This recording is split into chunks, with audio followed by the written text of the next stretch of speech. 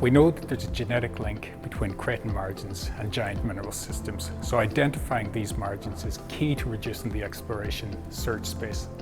In South Australia, the Gawler Craton lies beneath a thick veneer of sediment, and that necessitates a reliance on geophysical techniques for its delineation.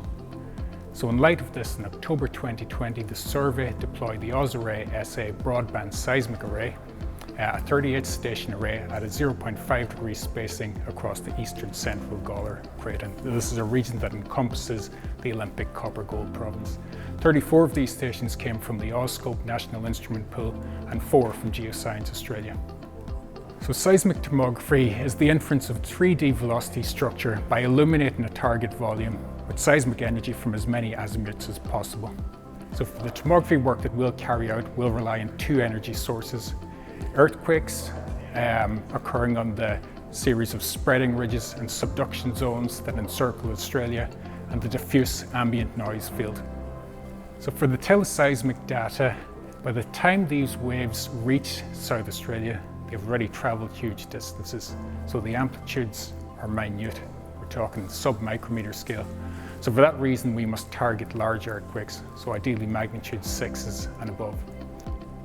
The ambient noise field refers to this diffuse background chatter that's ubiquitous on the Earth. It's thought to arise from ocean swell interacting with the seafloor.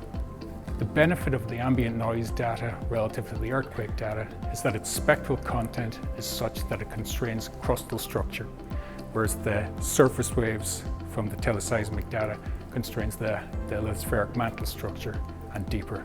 So it's their combination that we leverage to constrain the entire lithospheric column. It's a computationally onerous task, given that the ambient noise correlation involves terabytes of data. But luckily, we've got the resources of NCI GADI supercomputer to draw on.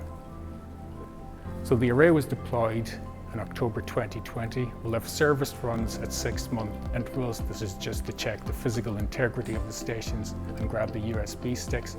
So the model is one of continuous model development, but at each service run, we'll be able to present a preliminary model, but the final model being available sometime in the latter half of 2022 following demobilization of the array. And the interim models will be presented, for instance, at Discovery Day or ASEG conferences and so on.